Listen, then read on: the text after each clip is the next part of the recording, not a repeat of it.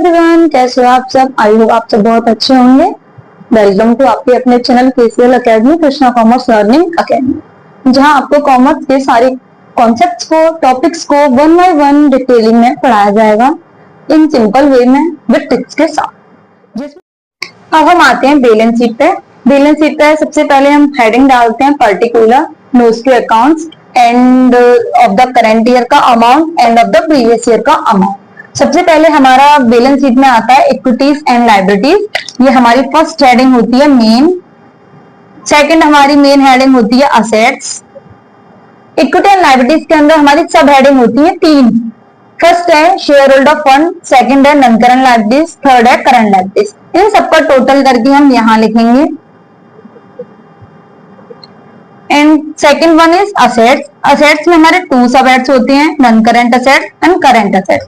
इन सबका टोटल हम यहां लिखें।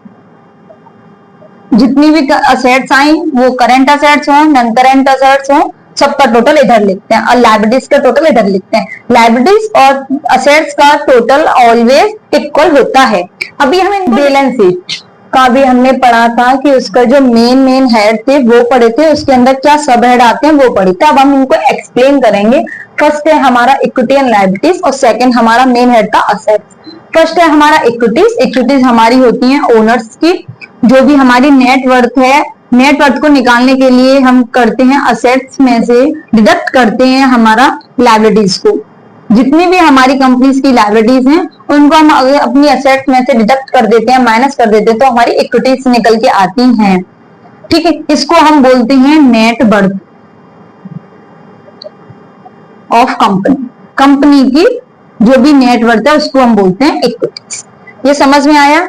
इसके बाद है हमारी लायबिलिटीज। लायबिलिटीज जो हैं, लायबिलिटीज हमारी वो होती हैं जो कंपनी रिप्रेजेंट करती है एवरीथिंग जो भी ओस कर रही है वो टू एक्सटर्नल पार्टी।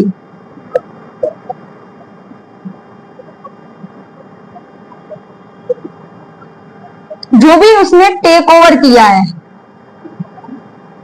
बोरो किया है, बाहर से जितना भी लिया है, अब उसके ऊपर उसकी जिम्मेदारी है कि उसको देना है वापस। उसी को बोलते हैं हम लायबिलिटीज। ठीक है, उसके अंदर हमारा आता है shareholder fund. Share holder fund हमारे ओनर होते हैं। सेकंड आता है शेयर कैपिटल। शेयर कैपिटल हमारा एक कैपिटल होती है जो कि कंपनी अमाउंट को रिसीव करती है, उसको शेयर कैपिटल बोला जाता है। इसके अंदर में हमारी दो चीज आती हैं, equity shares and preferential shares. Equity share और सेकंड है हमारा प्रेफरेंशियल शेयर्स। इक्विटी शेयर्स के अंदर आता है हमारा कि इनके पास वोटिंग राइट होता है। ये जो भी कंपनी का डिसीजन होगा उसमें अपना हक रखते हैं कि इन्हें वोट करने का अधिकार है। यहां कोई अधिकार नहीं होता, no voting right, no voting right. ठीक, यहां हाई रिस्क होता है, हायर रिस्क है, यहां लोअर रिस्क है। यहां कोई इतना रिस्क नहीं होता और यहां ज्यादा रिस्क होता है। यहां नॉट फिक्स्ड कैपिटल नहीं मिलती है इन्हें,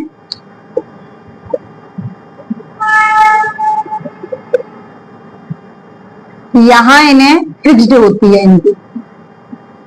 यहां जो भी कैपिटल और डिविडेंड मिलता है वो आफ्टर प्रेफरेंशियल शेयर्स के बाद मिलता है।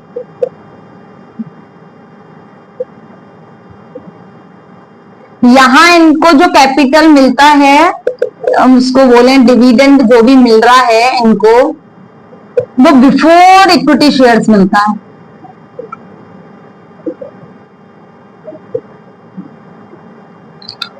जब हमें इक्विटी शेयर से पहले शेयर मिल रहा है, हमारा फिक्स्ड भी है, चाहे प्रॉफिट हो या लॉस हो, जितना भी प्रॉफिट हो हमारा फिक्स्ड है और पहले इक्विटी से मिल रहा है, तो चीज नॉर्मल बात है कि रिस्क जो है लो ही होगा।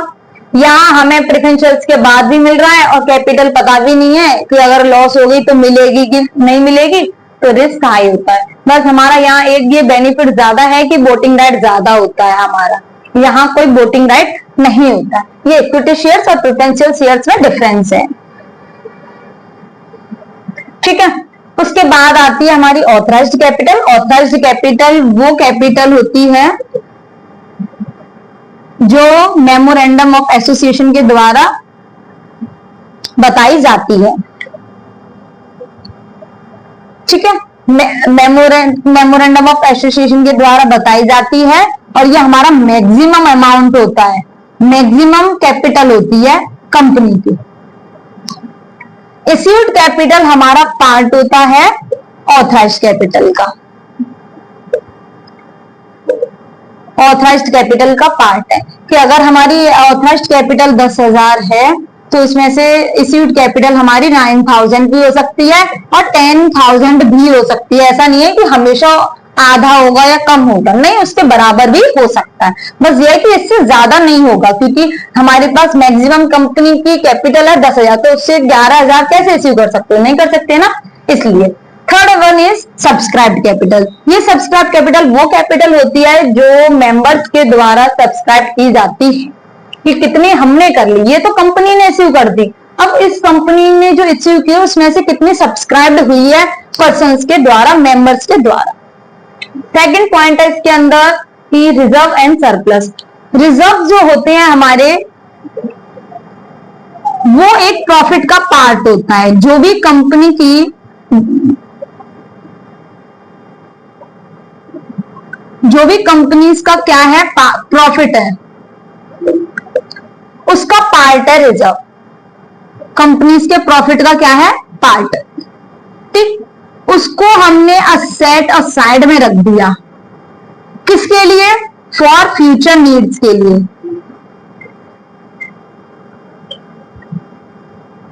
फॉर फ्यूचर नीड के लिए उसको हमने साइड में रख दिया, तो वो हमारे कहलाए रिजर्व। उसके अंदर आता है कैपिटल रिजर्व, जो भी हमारी कैपिटल है उससे हमारा जो रिजर्व निकल के आ रहा है हम इकट्ठा कर रहे हैं उसको कैपिटल रिजर्व बोला। Second is capital redemption reserve, capital को जो हम रीपेमेंट करने के बाद हमारा जो प्रॉफिट आता है हम उसमें से कोई रिजर्व कर रहे हैं। सिक्योरिटी प्रीमियम रिजर्व, अगर हम कोई भी शेयर्स को प्रीमियम पे इश्यू कर रहे हैं और वो भी प्रीमियम का जो हिस्सा है उसको हमने ऐसा रिजर्व रख लिया। डिवेंचर रिडेम्पशन रिजर्व, डिवेंचर्स को हम रीपेमेंट करने के टाइम पे हमने उसमें से रिजर्व कर लिया।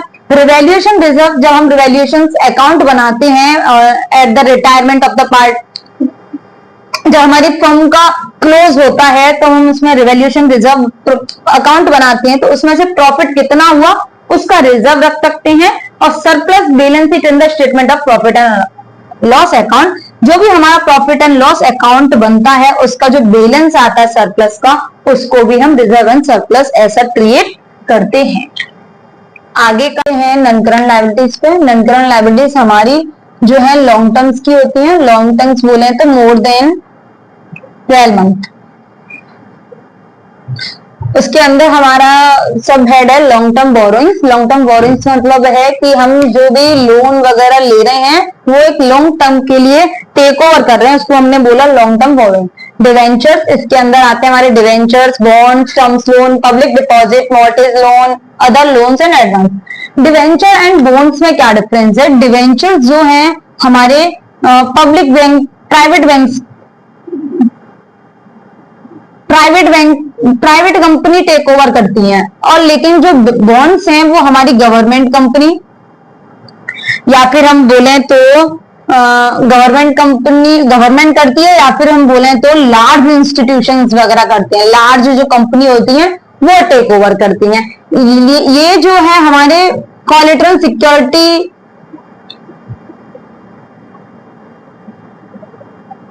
को हम देके इनको बाय बैक भी कर सकते हैं, हम इनको बैक भी कर सकते हैं। लेकिन जो डिवेंचर्स होती हैं वो विदाउट कोलेटरल सिक्योरिटी होती हैं,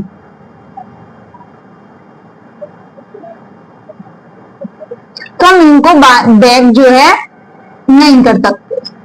ये जो हमारे डिवेंचर्स होती हैं वो बैक नहीं हो सकती हैं, और जो बॉन्ड्स होते हैं वो गवर्नमेंट करती है, लार्ज कंपनी करती है, ऐसा कोलेटरल सिक्योरिटी इसको रखती है अपने को, तो वो बैक हो सकते हैं। इसीलिए ये हमारे थोड़े रिस्की कम होते हैं और ये जो है मोर रिस्की होते हैं। मोर रिस्की बोले तो देन बॉन्ड्स, बॉन्ड से ज्यादा रिस्की होते हैं। लॉन्ग टर्म्स लोन, लोन लंबे समय के लिए जब हम लोन लेते हैं, long terms loan. Public deposit, जो भी हम टेक ओवर कर रहे हैं वो डायरेक्ट किससे करेंगे, direct by public, from public.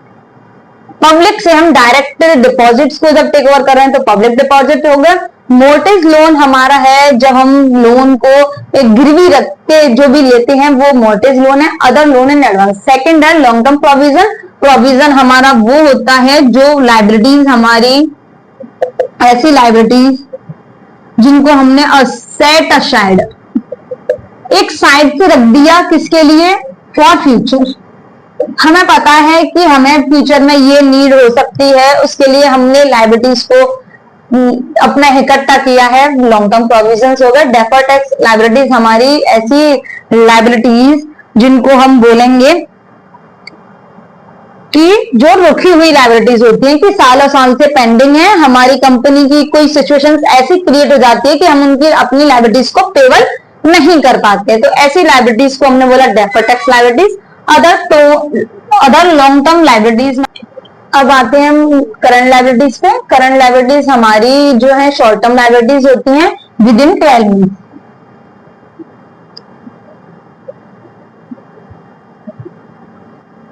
With in 12 month के लिए उसके अंदर हमारे 4 सब हेड हैं, short term borrowings, trade payable, short term provision and other current liabilities.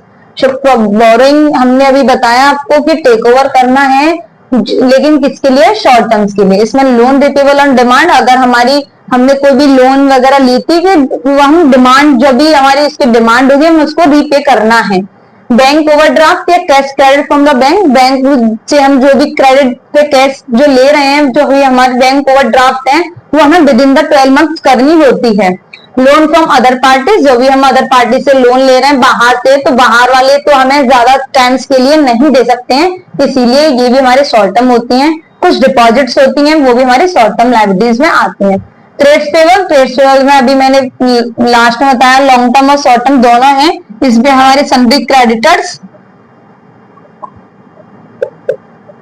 And bills payable भी इसी के अंदर आते हैं। अगर लॉन्ग टर्म्स के लिए हैं तो वो नॉन करंट लाइबिलिटीज में आ जाएंगे, अगर हमारे शॉर्ट टर्म्स के लिए हैं तो वो हमारे करंट लाइबिलिटीज में आ जाएंगी। Short term provision, as of provision, जो भी हम एक अमाउंट है, लाइबिलिटीज जो भी है हमारी, उसको हम साइड से रख के चल रहे हैं फॉर फ्यूचर नीड्स के लिए, तो वो शॉर्ट टर्म प्रोविजन होता है। उसके अंदर हमारे प्रोविजन फॉर एम्प्लॉइज बेनिफिट्स आते हैं, जो भी हम एम्प्लॉइज की बेनिफिट्स के लिए जो भी प्रोविजन करते हैं वो शॉर्ट टर्म्स होते हैं।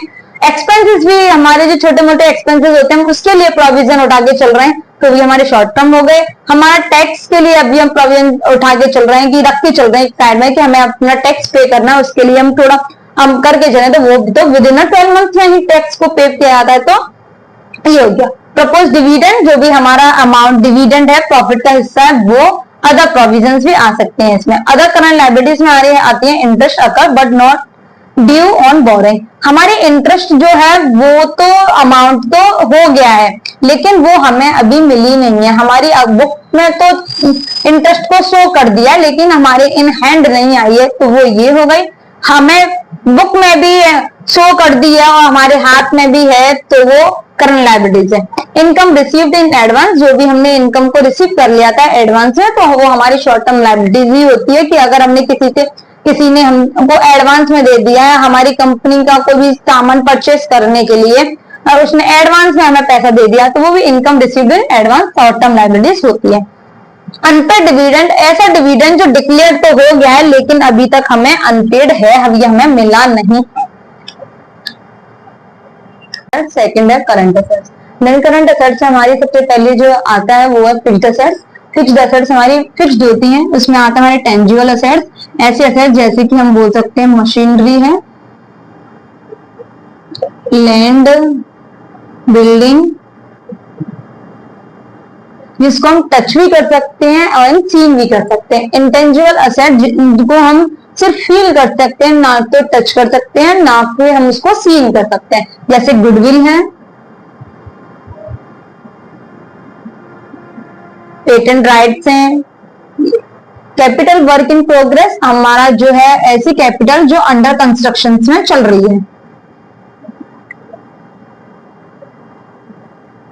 Intangible assets under the construction, ऐसी इंटेंजिबल असेट जो अंडर द कंस्ट्रक्शन है, जैसे कि लाइसेंस बनना है हमारा इंटेंजिबल असेट्स है वो जो कि अंडर कंस्ट्रक्शन में चल रहा है, जैसे पेटेंट है अभी हमारे चल रहे हैं प्रोग्रेस में, तो ऐसी असेट जो भी कंस्ट्रक्शन में चल रही है। Tangible asset capital in work in progress, intangible assets भी कंस्ट्रक्शन में चलती है।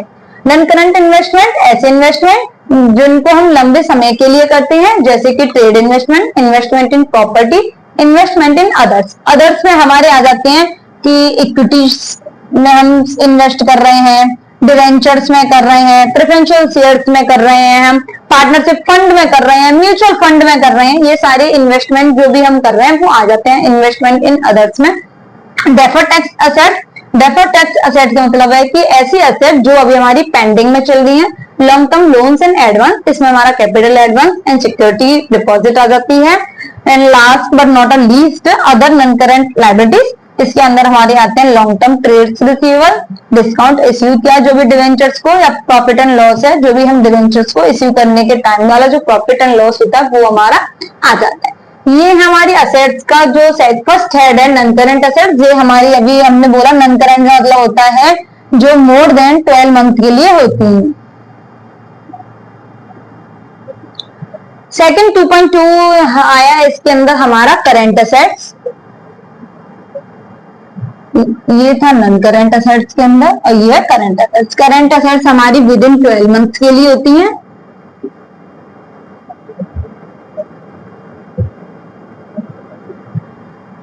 इसमें हमारा है current asset, current investment. Current investment जो अभी हमारे नॉन करंट इन्वेस्टमेंट थे उसके अंदर जो भी आया वो करंट इन्वेस्टमेंट होता है, बस डिफरेंस इतना है कि वो मोर देन 12 मंथ्स के लिए होती है और ये हमारे विद इन 12 मंथ के लिए होती है।